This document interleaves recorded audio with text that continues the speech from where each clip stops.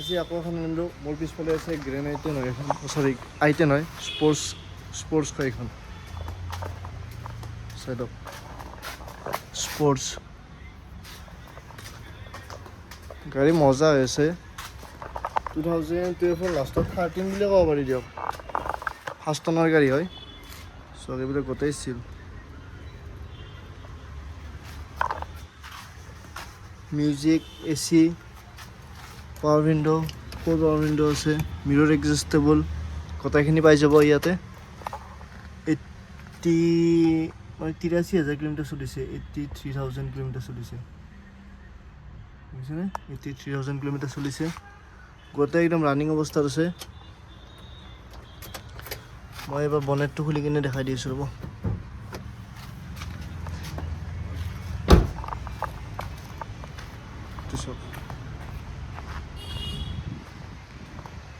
দেখিছেনে গাড়ী পুৰা মজা আছে এইটো চাওক ইঞ্জিন টেফলন চিল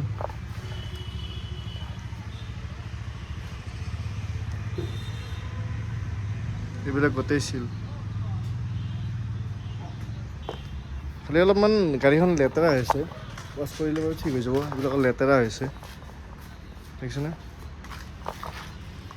এবাৰ ষ্টাৰ্টত দেখাই দিছোঁ বাৰু ষ্টাৰ্ট কৰি কিনে চব গাড়ী ষ্টাৰ্টতে আছে একদম দেখিছেনে গাড়ী ষ্টাৰ্টতে আছে আৰু ইঞ্জিন ক'ত চেক কৰে জানে আপোনালোকে মই দেখাই দি আছোঁ ৰ'ব চব মবিল এনেকৈ আপোনালোকে মই নিজৰ বুলি আপোনালোকক দেখাই দি আছোঁ দিয়কচোন এনেকৈ টিপি ধৰিব যেতিয়া ইয়াতে এনেকৈ লাগি আহিব মানে ইয়াতে চিটকি আহিব এনেকৈ দিলে গম পাব তেতিয়াহ'লে তেনেকৈ যদি দিয়ে চাউনে নাই যেতিয়া আঙুলিটো দিব দিয়াৰ পিছত আঙুলিটো যেতিয়া এনেকৈ এই চিনটো নহয় ইয়াতে যেতিয়া চিটকি আহিব তেতিয়া গম পাব সেই ইঞ্জিনটোৰ মানে কিবা এটা প্ৰব্লেম আছে আৰু ইঞ্জিনৰ প্ৰব্লেম আছে আৰু তেনেকৈ চাব আৰু পেট্ৰলৰ গাড়ীৰ কথা কৈছোঁ যেতিয়া বেছি এক্সেলেটাৰ পাত দিব যেতিয়া পানী ওলাব আৰু অলপ পানী ওলায় আৰু 1 টোপ 2 টোপ তেনেকৈ ওলাব পাৰে তেতিয়া গম পাব ইঞ্জিন মজা হৈছে আৰু এইখন গাড়ী গোটেই ৰানিং অৱস্থাত আছে i10 হয় স্পৰ্টছ মডেলটো এইখন ল'ব পাৰে এইখন 2012 লাষ্টৰ হ'লে 13 দিয়কচোন আৰু এইখনৰ আমি প্ৰাইচ ৰাখিছোঁ 135 1,35,000 টকা ইনক্লুডিং ট্ৰেন্সফাৰ জল্দি লৈ যাওক আৰু বিন্দাছ চলাই থাকক গাড়ী A to Z ৰানিং অৱস্থাত আছে কিন্তু ভগৱান চগৱান পূৰা মানে চাগে বুজিছেনে চাৰি গাড়ী আছিল এইবিলাক চব গোটেই ৰানিং অৱস্থাত আছে অলপ লেতেৰা হৈ আছে ৰাস্তাৰ কাষত থাকে যে সেইটো কাৰণে লেতেৰা হৈ আছে এইবিলাক ক্ৰম টাইপ দেখিছেনে ক্ৰম টাইপ এইখনেই গাড়ী 5 গিয়াৰ আছে 4টা মিউজিক চিষ্টেম আছে এইফালেও আছে 2টা আগত 2টা এইফালে এটা সেইফালে এটা টোটেল 4টা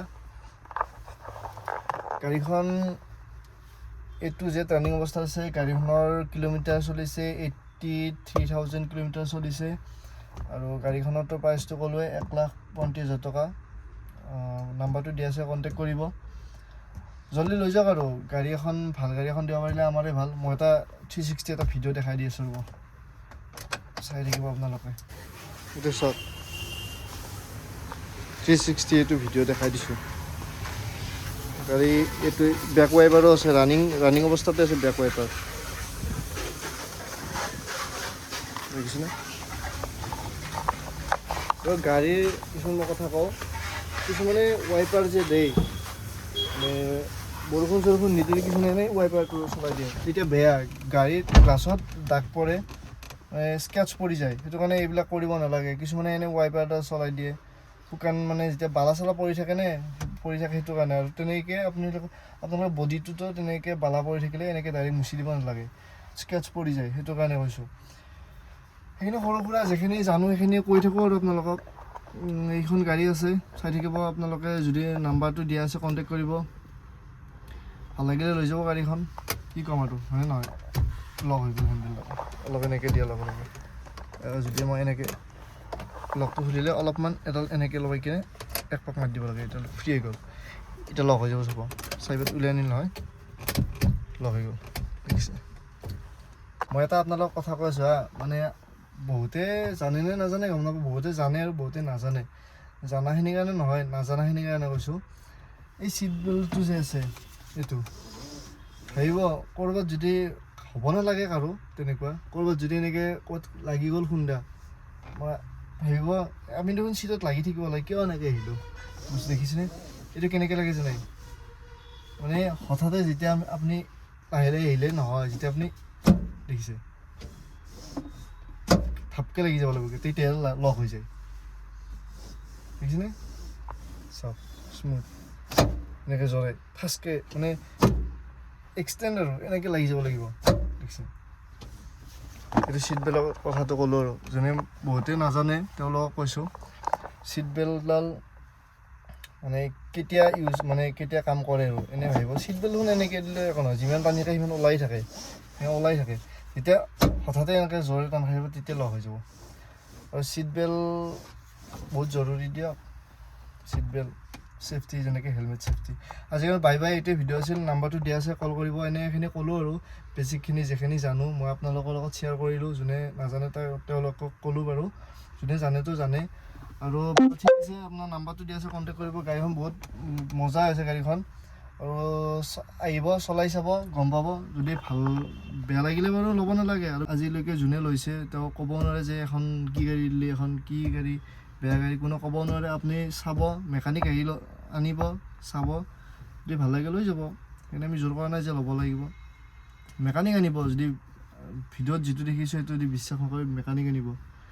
এইবাৰ মই এক্সপাৰ্ট টায়াৰটো দেখাই দি চাব। এইটো চাই লওক ডিগিটো, এইটো দুটা মিউজিক চিষ্টেম আছে,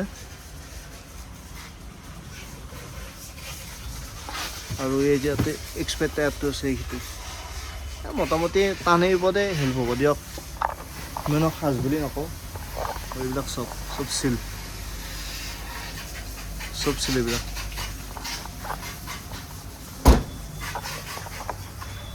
এইখনে গাড়ী, এইখন চাই লওক গাড়ীখন। এইখনে টায়াৰকেইটা মই দেখাই দিয়া নাই ন, টায়াৰকেইটা চাই লওক। চেঞ্জ কৰি আপোনালোকে টায়াৰকেইটা চেঞ্জ কৰিব নালাগে, বিন্দাছ চলাই থাকিব লাগিব। চাই লওক টায়াৰ গোটেইকেইটাই দেখাই দি আছোঁ মই, দেখিছেনে? এইটো অলপ বাৰু গৈছে, কথা নাই বাৰু, চলি যাব। কিন্তু টায়াৰ দেখিছে, টায়াৰ চেঞ্জ কৰিবই নালাগে। এইখনে গাড়ী আছিল, দেখালোঁ 2012 লাষ্টৰ গাড়ী, আৰু 135 ৰাখিছোঁ দামটো। নাম্বাৰটো দিয়া আছে, কল কৰিব। আৰু যে কোৱা নাই গাড়ী আমাৰ পৰাই লওক, তেনেকৈ কোৱা নাই।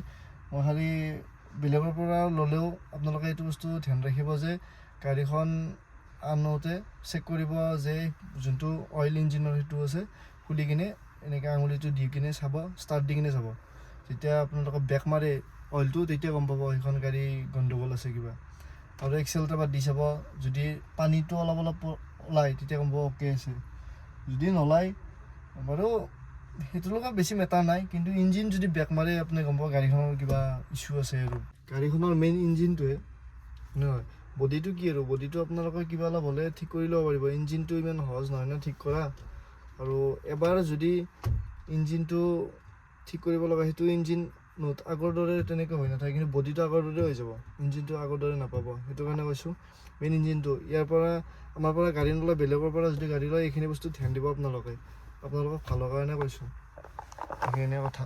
আৰু এইখনে গাড়ী। আজিকাৰণে বাই বাই, নেক্সট ভিডিঅ'ত লগ পাই আছোঁ, চাই থাকিব আপোনালোকে।